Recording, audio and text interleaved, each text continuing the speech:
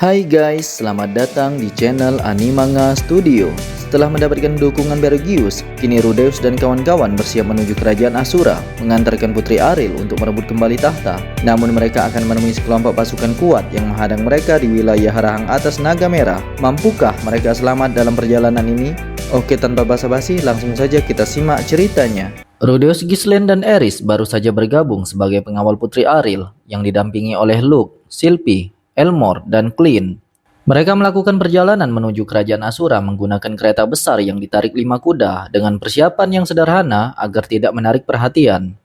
Namun meskipun mereka menyamar, banyak orang berkumpul di gerbang kota sihir Syariah untuk mengantar kepergian Ariel, membuat Rudeus merasa kebingungan dengan sambutan yang mewah tersebut.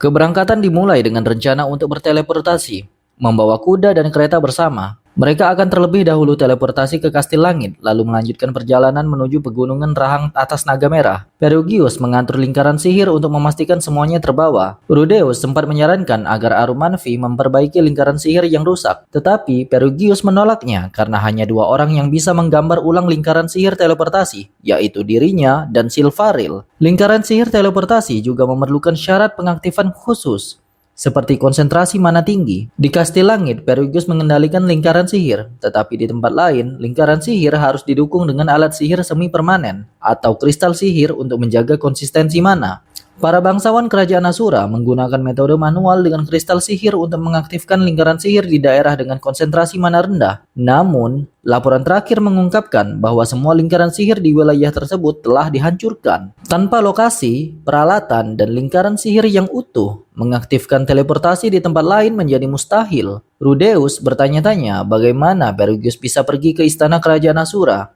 tetapi Beregius hanya menjawab, "Sudahlah. Kau tidak perlu memikirkan itu," seakan ingin memberi kejutan nanti. Eris kegirangan saat melihat pemandangan dari Kastil Langit Chaos Breaker, melompat turun dari kudanya dan berteriak senang. "Luar biasa, menakjubkan. Rudeus, lihat, dari sini kota tampak begitu kecil." Rudeus tersenyum melihat tingkah kekanak-kanakan Ariel. Silvaril yang menunggu di depan lingkaran sihir juga terlihat senang melihat ekspresi Eris. Mereka pun berkenalan dan Silvaril menunjukkan berbagai hal pada Eris.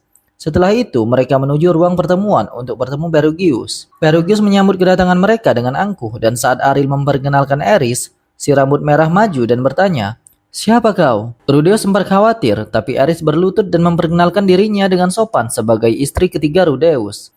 Beregius mengenal Eris dan memujinya, bahkan meminta maaf atas kejadian 8 tahun lalu. Eris merasa puas dengan sikap Beregius yang menyenangkannya. Setelah sambutan, Silvaril mengantar mereka menuju lingkaran sihir yang tersembunyi di dasar kastil. Setelah berjalan melalui aula kosong, mereka sampai di lingkaran sihir yang memancarkan cahaya redup. Rudeus mengabaikan penjelasan Silvaril dan bersama rombongan menginjak lingkaran sihir tersebut untuk melanjutkan perjalanan. Eris kegirangan saat tiba di reruntuhan yang menjadi tempat lingkaran sihir teleportasi, sebuah lokasi yang dilindungi penghalang oleh seorang naga untuk keperluan pribadi. Setelah teleportasi, mereka kesulitan membawa kereta keluar. Namun 2 pelayan Ariel dengan cepat membongkar dan memasangnya kembali. Mereka mendirikan tenda saat malam tiba dan mempersiapkan makanan dengan bahan-bahan sederhana. Rudeus merasa tidak dibutuhkan dalam perjalanan ini, karena para pengawal Ariel bisa mengurus semuanya. Rudeus mulai berpikir tentang peran Luke, pengawal utama Ariel, yang ia curigai mungkin merupakan bidak Hitogami. Dia khawatir jika Luke benar-benar bidak akan berbahaya bagi Ariel dan kerajaan Asura. Meskipun begitu, ia memutuskan untuk tidak mengambil keputusan terburu-buru. Ia ingin mendiskusikan ini lebih lanjut dengan Orsted, meskipun ia ragu Orsted akan memberinya jawaban yang jelas tentang masa depan. Rudeus juga merenung tentang masa depan dan keturunannya. Apakah mereka akan membantu Orsted meski tahu dunia bisa hancur jika Hitogami mati? Meskipun ia fokus pada melindungi keluarganya, ia merasa perlu meninggalkan pesan untuk generasi mendatang. Setelah mendengar panggilan untuk makan, Rudeus akhirnya bergabung dan menikmati hidangan lezat yang dimasak oleh Sylvie dan pelayan Ariel, bertekad untuk belajar lebih banyak memasak dari mereka di masa depan.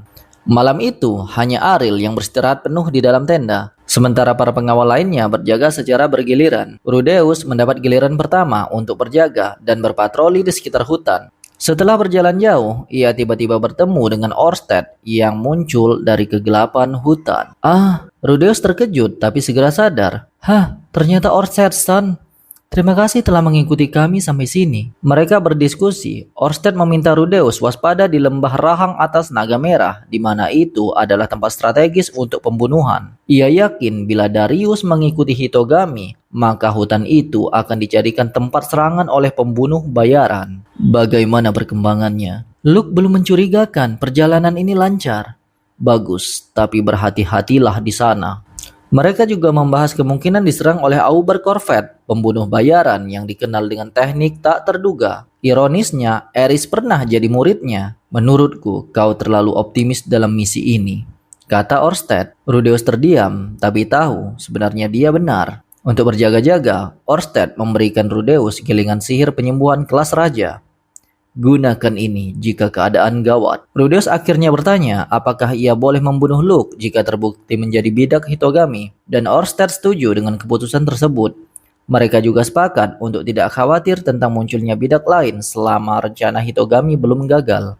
Kalau begitu, membunuh bidaknya sebelum rencananya terwujud adalah solusi terbaik. Betul. Sekarang kembalilah. Setelah diskusi, Rudeus kembali ke tenda dan melaporkan bahwa area sekitarnya aman.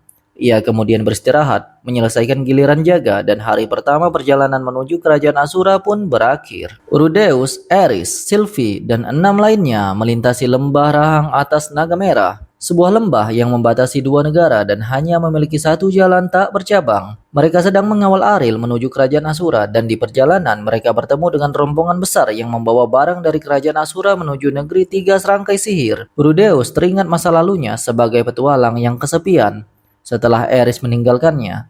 Namun sekarang dia telah memiliki keluarga dan istri-istri, termasuk Roxy yang sedang hamil tua. Saat dalam perjalanan, Rudeus mencoba bercanda dengan Eris dan Sylvie. Ia iseng bertanya pada Eris apakah boleh meremas dadanya, namun ditolak dengan tegas. Sylvie juga terlibat dalam candaan tersebut, dan tanpa sadar, Rudeus meraba dadanya Sylvie, yang dibalas dengan senyuman masa. Oh maaf, aku melakukannya tanpa sadar. Tidak apa-apa, toh di sekitar sini tidak ada monster. Tapi bukankah sebaiknya kau jaga sikapmu setidaknya sampai kita melewati lembah? Meskipun begitu, Rudeus merasa semakin dekat dengan Sylvie dan mereka semakin akrab.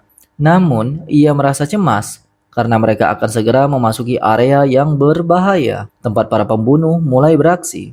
Hal ini membuat Rudeus kembali fokus pada misi mereka untuk menjaga Aril. Setelah meninggalkan lembah Rahang atas Naga Merah, Rudeus dan kelompoknya mulai memasuki hutan lebat. Dari ketinggian, mereka dapat melihat hamparan hutan yang luas dan bangunan dinding pembatas yang menjadi batas perbatasan antara kerajaan Asura dan wilayah lain. Namun, begitu memasuki hutan, dinding pembatas itu tidak lagi terlihat, memberi keuntungan strategis bagi para penyerang yang dapat bersembunyi di dalam hutan. Ini menambah rasa kewaspadaan dalam diri Rudeus, karena tempat ini sangat cocok untuk penyergapan. Saat memasuki hutan, Sylvie menghentikan kudanya, diikuti oleh Luke, Eris, Ghislaine, dan kereta yang membawa Aril. Aril keluar dari kereta dan mendekati sebuah batu dengan tanda X yang tampak biasa saja. Namun bagi Rudeus, batu itu adalah nisan bagi para pengikut Aril yang telah mengorbankan diri mereka di Rahang atas Naga Merah dan hutan ini, termasuk ksatria dan pengawal yang gugur. Aril, meski tidak terlalu religius, berdoa dengan pose yang diajarkan oleh agama Milis.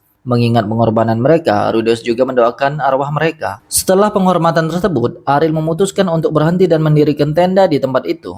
Menyadari adanya banyak pembunuh bayaran yang menunggu kedatangan mereka, keputusan untuk berhenti ini bertujuan untuk berjaga-jaga dengan rencana melanjutkan perjalanan esok harinya. Sylvie yang sebelumnya terlihat ceria, kembali ke kudanya dengan wajah lebih tegang dari biasanya. Menyadari bahwa bahaya semakin mendekat, semua anggota kelompok mulai merasa ketegangan, terutama dengan adanya ancaman yang mengintai di hutan sekitar mereka. Setelah berjaga bergiliran, Rudeus dan kelompoknya membahas peran masing-masing dalam menghadapi potensi serangan. Ghislaine dan Eris akan menjadi penyerang utama, sementara Sylvie memberikan dukungan dengan sihir penyembuhan. Rudeus akan berada di barisan belakang dengan mata iblis peramalnya untuk mengawasi pertempuran. Elmore dan Luke akan melindungi Aril meskipun kemampuan bertarung mereka terbatas. Clint menggunakan alat sihir untuk menyamar sebagai Aril, memotong rambutnya agar lebih mirip. Meski demikian, perawakan mereka yang berbeda tetap menjadi tantangan. Aril menjelaskan bahwa Menteri Senior Darius sudah mempersiapkan segala sesuatunya dengan teliti, termasuk penggunaan lingkaran sihir. Rudeus memperingatkan mereka tentang kemungkinan keterlibatan Kaisar Utara Auber dan Dewa Air dalam perebutan tahta, dengan Auber sebagai ancaman ancaman utama.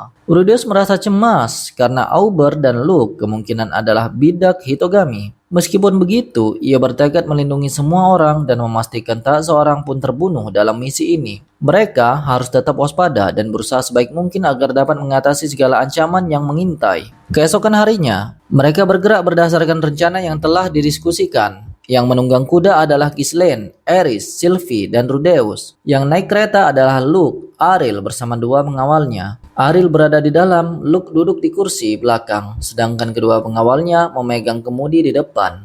Dengan berhati-hati, mereka menyusuri jalanan hutan. Kemudian mereka menemui sebuah tikungan sehingga tidak jelas apa yang ada di depan sana. Tepat sebelum tikungan, pada suatu pohon yang kecil, Rudeus mendapati tanda yang terukir di batangnya. Tanda itu terlihat seperti tanda S. Rudeus dan Orsted telah memprediksi ini sebelumnya. Itu artinya ada serangan di depan. Bagus, dengan begini semuanya jadi lebih jelas. Rudeus membuka lebar-lebar mata iblisnya dan mencengkram erat-erat Aqua Hertia. Ia juga menyiapkan lengan buatan Zarif yang dilengkapi batu sihir penyerap mana. Mungkin saja mereka akan menembakkan panah beracun kepada rombongan Rudeus atau menghujani kereta Ariel dengan serangan sihir. Tapi tak peduli apapun itu, jika mata iblis Rudeus bisa melihatnya, maka mereka pasti bisa menghindarinya.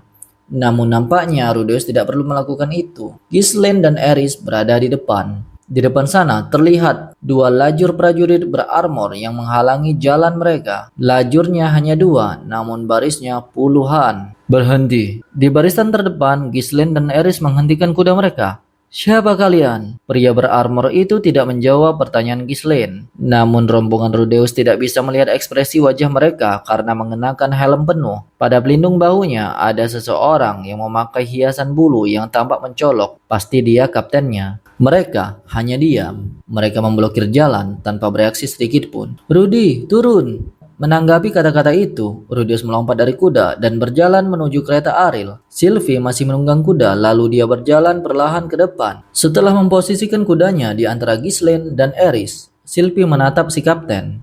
"Aku Fitz, sang penjaga keluarga raja. Di belakangku ini ada kereta putri kedua kerajaan Asura, Ariel Anemoi Asura. Wahai para prajurit, siapakah kalian? Beritahu aku namamu." Sylvie berteriak begitu lantang dengan nada yang jantan. Keren abis. Namun sang kapten tetap diam. Malahan diam-diam dia menghunuskan pedangnya. Seakan diberi perintah, prajurit-prajurit lainnya pun melakukan hal yang sama. Sring! Suara desingan pedang bernada tinggi pun memenuhi hutan yang senyap ini. Mereka segera membuat kegaduhan. Serak, serak. Hampir semuanya membawa pedang, sedangkan Rudeus hanya mempunyai tongkat. Lagi pula jumlah anggota kelompok Rudeus kalah banyak. Serangan musuh! Saat turun dari kereta, Luke sudah siap memainkan pedangnya. Elmore yang duduk di kursi pengemudi mencengkram cambuknya dengan tegang. Di dalam kereta kuda ada Clint yang menyamar sebagai Ariel. Hurrah! Ghislaine dan Aerys sudah menghadapi prajurit terdepan. Pedang mereka menebas para prajurit dengan sangat cepat, seakan tanpa bayangan. Keduanya begitu cepat, bahkan para prajurit belum sempat menebaskan pedangnya. "Biar aku yang mengurus penyihir itu." Sylvie harus mengendalikan sihirnya dengan presisi, kalau tidak Aerys dan Ghislaine akan terkena serangannya. Dari sini Rudeus belum bisa melihatnya, tapi sepertinya Sylvie sudah menyadari adanya penyihir di barisan paling belakang para prajurit itu. Jumlah musuh hampir 30 personel.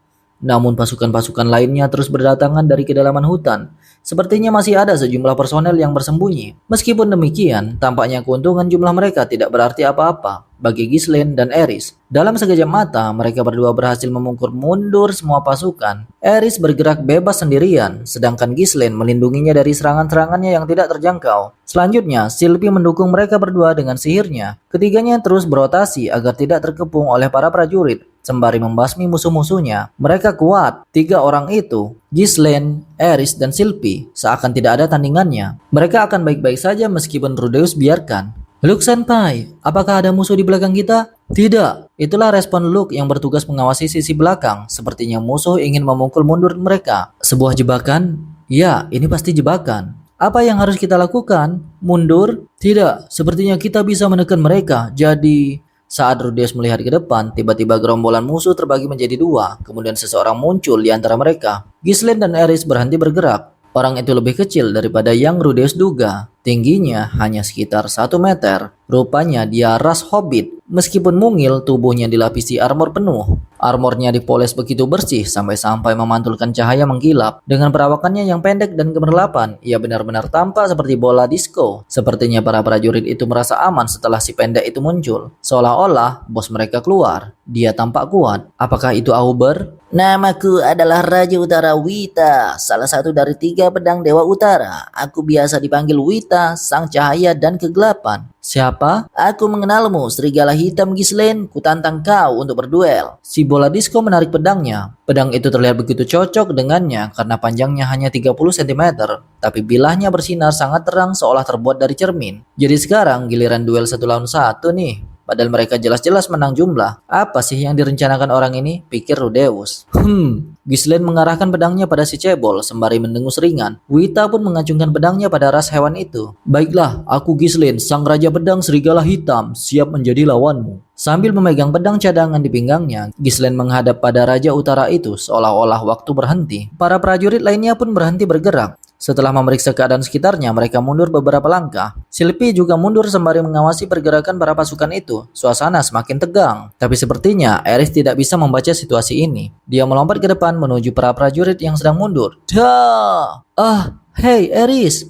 Sylvie akhirnya terpaksa mengikutinya. Sembari saling menjaga satu sama lain, mereka berdua melanjutkan pertempuran melawan kawanan prajurit berarmor. Apakah mereka baik-baik saja? Jumlah musuh sangat banyak. Saat Rudeus lihat sejenak, tampaknya mereka menguasai jalannya pertempuran. Baiklah, untuk saat ini biarkan saja mereka bertarung. Rudeus ingin membantu mereka, tapi Rudeus tidak boleh meninggalkan tempat ini. Karena amukan Aerys, jarak di antara kawanan prajurit dan kereta Aril sedikit melebar. Namun Auber masih belum menunjukkan dirinya. Rudeus tidak boleh beranjak dari tempat ini sampai dia muncul. Auber ahli dalam melancarkan serangan dadakan. Jika mereka lengah sedikit saja, maka dia akan melancarkan serangan dari belakang. Teorinya sih begitu, dan hanya inilah pilihan terbaik saat ini. Sedikit saja kelengahan, dia akan menyerang dalam hitungan detik. Dengan serangan secepat itu, dia tidak akan membiarkan seorang penyihir menyelesaikan mantranya. Itulah kenapa, kata Orsted, saat pertempuran terjadi, jangan pernah gunakan sihir sampai orang itu muncul. Bahkan jika temanmu terdesak, jangan berikan bantuan padanya. Jika kau sabar, maka lama-kelamaan dia akan menunjukkan dirinya. Auber akan mengincar mereka yang paling lengah. Pada saat itulah kau menyerangnya. Jadi saat ini, Rudeus lebih baik diam. Rudeus harus membuka matanya selebar mungkin untuk memperhatikan apapun di sekelilingnya. Meski begitu, Rudeus merasa khawatir. Alih-alih Kaisar Utara, yang muncul malah Raja Utara Wita. Kalau petarung kuat selain Auber yang muncul, kurasa lebih baik kita mundur saja.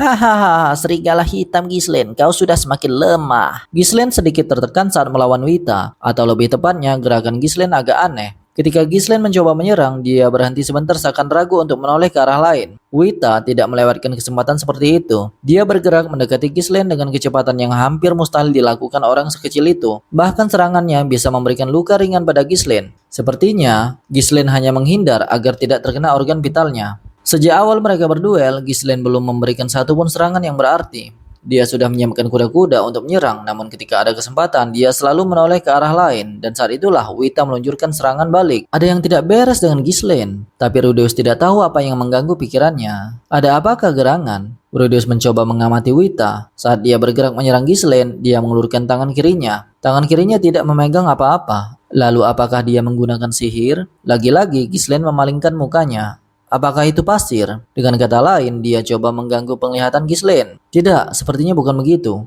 Rudeus tidak melihat ada sesuatu yang keluar dari tangannya. Tapi, satu hal yang pasti, Wita sengaja menyebabkan Ghislaine memalingkan wajahnya. Ghislaine tidak bisa melihatnya setiap kali dia menyodorkan tangan kirinya. Oh, Rudeus baru sadar. Bukan pasir yang mengganggunya, melainkan cahaya. Armornya begitu gemerlap bagaikan bola disco. Rudeus pun kesulitan melihat gerakannya karena terlalu silau. Dengan memantulkan sinar matahari melalui armor gemerlapan itu, dia bisa mengalihkan perhatian Ghislaine. Setiap kali dia hendak menyerang, matanya silau. Trik yang licik. Itulah yang membuat Ghislaine kesulitan. Kalau begini terus, Ghislaine bisa kalah. Haruskah Rudeus membantunya? Apa yang harus Rudeus lakukan? Jika tidak bertindak sekarang, maka semuanya bisa terlambat. Tapi, apakah Auber benar-benar berada di sini? Apa yang harus kulakukan? Tetap berdiam diri di sini menunggu kedatangan Auber atau membiarkan Ghislaine dalam bahaya? Gumam Rudeus. Baiklah, aku mulai menuangkan manaku pada Aqua Hartia menggunakan sihir bumi dan air. Dengan kata lain, saatnya ia gunakan sihir andalannya sejak kecil, Quagmire. Namun kali ini Rudeus sedikit memodifikasinya. Mood Rain. Tak lama berselang, awan hitam segera menutupi langit. Namun tetesan hujan yang turun berwarna coklat. Medan pertempuran segera terguyur oleh hujan lumpur itu. Sebenarnya itu hanyalah hujan biasa dan Rudeus tidak berniat menyerang siapapun dengan sihir itu. Namun tanah yang menjadi licin dan berlumpur mempersulit gerakan para prajurit berarmor itu. Beberapa orang terpleset kemudian jatuh. Namun itu tidak terjadi pada Aerys dan Ghislaine karena mereka sudah terbiasa melatih keseimbangan tubuhnya. Adapun Sylvie, rambutnya yang semula putih terkotori menjadi kecoklatan. Tapi lupakan dulu dia sejenak. Wah, kenapa ini? Wow, armor mengkilat Wita pun menjadi kotor sehingga kehilangan efeknya. Gah! Jeritan Ghislaine saat melancarkan serangan bergema di hutan. Dari pedang yang berada di dekat pinggangnya, Ghislaine melepaskan teknik Sword of Light. Wita sengaja menjatuhkan diri untuk menghindari serangan itu. Namun sepertinya itu sempat melukainya karena darah mulai mengalir dari bahunya. Dengan begini, maka sudah jelas siapa pemenangnya. Rudeus masih mewaspadai kemunculan Auber. Kemudian, ia melihat ke belakang. Apa? Tepat di belakang mereka ada seorang pria. Rudeus melihat seseorang yang berpenampilan aneh. Dia menggunakan jaket berwarna pelangi, celana sepanjang lutut, dan 3 belah pedang yang tertempel di punggungnya. Ada tato bergambar merek di pipinya dan gaya rambutnya seperti parabola. Dia juga mengenakan jubah yang berwarna lusuh di punggungnya. Pada jubah itu terlihat bekas-bekas pasir yang menempel. Agak jauh di belakang Luke, Rudeus melihat ada lubang yang menganga di tanah. Sejak kapan lubang itu ada di sana? Apakah orang aneh itu baru saja keluar dari lubang tersebut? Jadi dia bersembunyi di sana untuk mengawasi kelompok Rudeus. Cara berpakaiannya cocok dengan ciri-ciri Auber yang pernah Rudeus dengar. Ya, tak salah lagi, dia adalah Auber Sang Kaisar Utara. Ah, ketahuannya. Sedetik berselang, mata iblis Rudeus langsung melihat pergerakan Auber selanjutnya. Dia menarik pedang dengan tangan kanannya. Jarak sedekat ini memang cocok untuk melawan penyihir. Maaf atas serangan dadakannya. Auber mengayunkan pedangnya ke bawah. Rudeus segera bereaksi dengan tangan kirinya. Ia memasang lengan Zarif pada tangan kirinya. Meskipun Rudeus bisa menggerakkan lengan Zarif dengan bebas, namun gerakan Auber lebih cepat. Terbanglah Zarif. Fuh, lengan buatan Rudeus terbang dengan kecepatan tinggi. Meskipun begitu, Auber hanya memiringkan lehernya untuk menghindari serangan lengan terbang tersebut. Dengan suara zzz, lengan itu terus terbang, kemudian menyangkut pada pohon terdekat. Sambil masih memegang pedangnya, Auber melihat bolak-balik antara Rudeus dengan lengan Zarif yang sudah nyangkut di pohon itu. Ah, apa itu? Jantung Rudeus berdegup kencang. Rudeus tahu bahwa Auber akan menyerang dengan gerakan tipuannya. Meskipun Rudeus sudah mengetahui teknik itu dari Orsted, tapi sial. Apakah aku telah melakukan kesalahan dengan membantu Ghislaine tadi? Sekarang aku harus melawan Auber 1 lawan 1.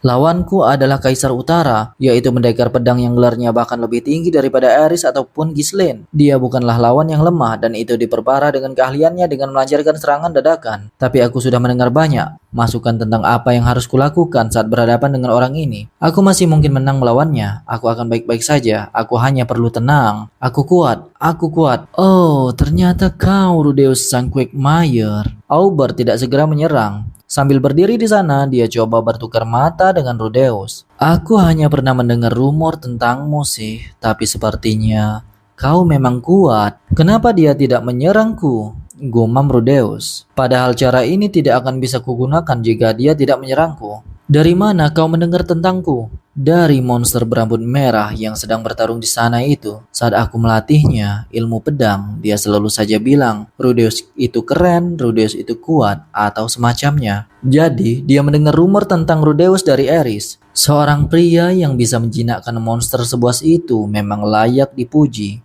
Sepertinya rumor itu bukan isapan jempol belaka. Bahkan kau bisa menerbangkan lenganmu. Sepertinya dia terkesan dengan rocket punchku. Dia begitu waspada menatapku seolah-olah ingin melihat trik-trik aneh lainnya. Sungguh pria yang aneh. Aku bukan tontonan, boy.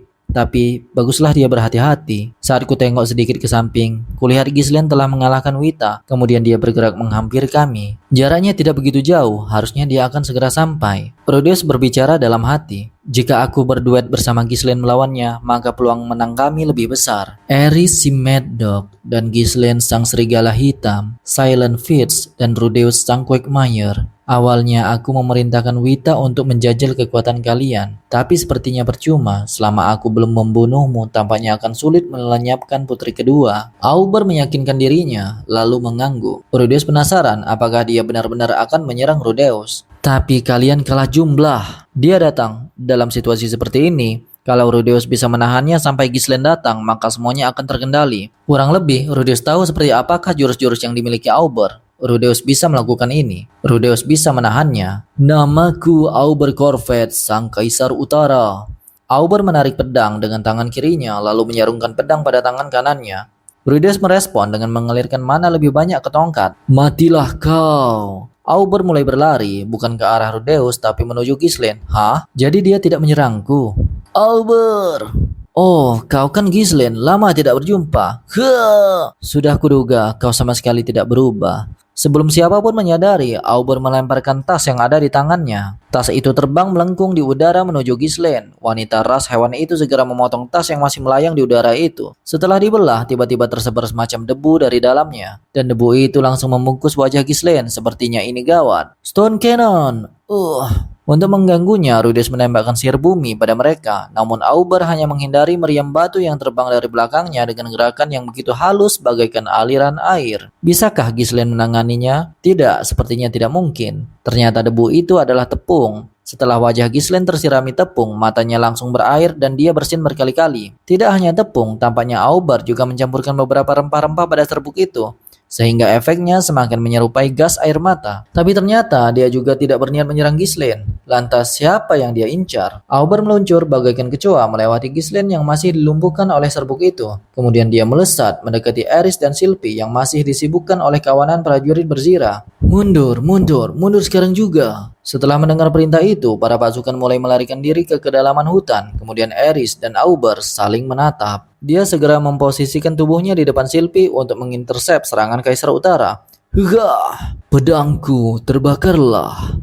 Setelah meneriakkan itu, tiba-tiba api tersulut di pedang Auber. Dengan gerakannya yang begitu cepat, layaknya pesulap, dia mengambil sesuatu dari pinggangnya kemudian memasukkan ke mulut. Rudeus tahu trik itu. Ia rasa bisa menangkapnya. Water wall. Rupanya benda itu adalah kantong minyak, lalu dia semburkan minyak itu pada pedangnya yang terbakar ke arah Eris. Namun sihir air Rudeus berhasil menghentikannya. Api yang menghantam dinding air segera padam. Eris tidak mempedulikan dinding air yang terpampang di hadapannya. Dia terus menebaskan pedangnya secara diagonal ke bawah untuk memotong dinding air beserta Auber. Sah! Suara zas terdengar. Dengan sekali belah, tubuh bagian atas Auber terjatuh ke tanah. Makan itu! Cih! Rudeus kegirangan, namun Eris justru mendecakkan lidahnya. Saat diperhatikan secara seksama, ternyata yang tergeletak itu bukanlah potongan tubuh Auber, melainkan hanya batangan kayu. Sejak kapan dia menukarnya? Itu hanyalah sepotong kayu yang tertutup jubah.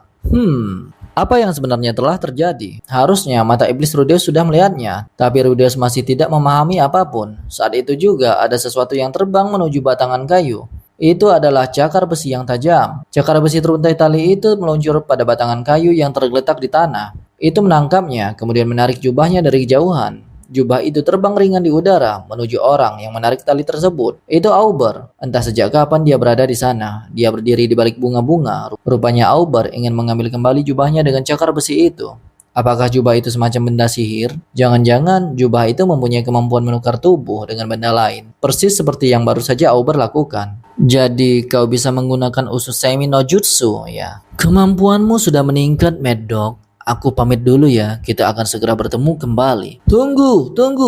Eris mencoba mengejar Auber, tetapi dia dihentikan oleh Sylvie. Masih banyak prajurit berarmor yang tersebar di hutan ini, jadi kumohon jangan kejar dia sendirian. Setelah mendengar kata-kata itu, Eris melihat ke arah Rudeus, kemudian ke arah di mana Auber menghilang barusan. Sembari berdecak kesal, akhirnya dia menyarungkan pedangnya. Eris berjalan mendekati Rudeus sambil pasang muka cemberut. Sembari masih memegang tongkatnya dengan waspada, Sylvie terus mengamati setiap arah untuk mencari prajurit-prajurit itu. Saat ini tampaknya mereka sudah pergi, hanya mayat yang tersisa. Sepertinya serangan mendadak kali ini sudah berakhir. Tapi Auber bisa melancarkan serangan serupa kapanpun. Jadi mereka harus terus waspada, setidaknya sampai malam tiba. Setelah pertempuran selesai, hampir seluruh musuh berhasil dikalahkan. Kelompok mereka tidak mengalami luka serius, kecuali Ghislaine yang masih terus bersin akibat efek serbuk yang dilemparkan oleh Auber. Meskipun sihir detoksifikasi tidak berhasil menyembuhkan efek itu, Ghislaine akhirnya mulai merasa lebih baik setelah wajahnya dibersihkan dengan sihir air. Meskipun efek serbuk tersebut mengganggu, untungnya tidak ada masalah serius yang timbul dan pertempuran berakhir dengan sedikit kerugian. Setelah itu, kelompok mulai membersihkan mayat-mayat musuh yang tertinggal di medan pertempuran. Rudeus dan yang lainnya menumpuk tubuh-tubuh itu di sisi jalan untuk dibakar. Karena jika dibiarkan, mereka bisa bangkit sebagai undead. Rudeus memperhatikan bahwa mayat yang dibuang bisa menjadi masalah besar di dunia ini. Mereka menanggalkan armor-armor musuh sebelum mengkremasi jasadnya. Selama proses ini, Luke tampak semakin suram, bukan karena mengenal para prajurit, tetapi karena ada sesuatu yang menarik perhatiannya pada armor mereka. Ketika Rudeus memeriksa lebih dekat, dia menemukan lambang keluarga yang terukir pada armor tersebut. Itu adalah lambang dari keluarga bangsawan Milbots, salah satu dari 4 keluarga bangsawan terbesar di kerajaan Asura. Kerajaan ini dikenal memiliki kekuatan militer besar, dan itu berarti para prajurit yang menyerang mereka berasal dari fraksi yang menguasai daerah tersebut. Tentu saja, Luke segera menyadari hal ini dan menggumamkan bahwa ini adalah kebodohan. Rudeus dengan cepat menyadari bahwa ini menunjukkan Paelmon Notus Greyrat, tuan tanah daerah Milbots, telah mengkhianati Aril. Nah guys, sekian episode kita kali ini. Mampukah mereka tiba di kerajaan Asura tepat waktu? Kalau suka support channel ini dengan like dan subscribe. Dipersilahkan jika mau donasi ke link yang ada pada deskripsi. Terima kasih.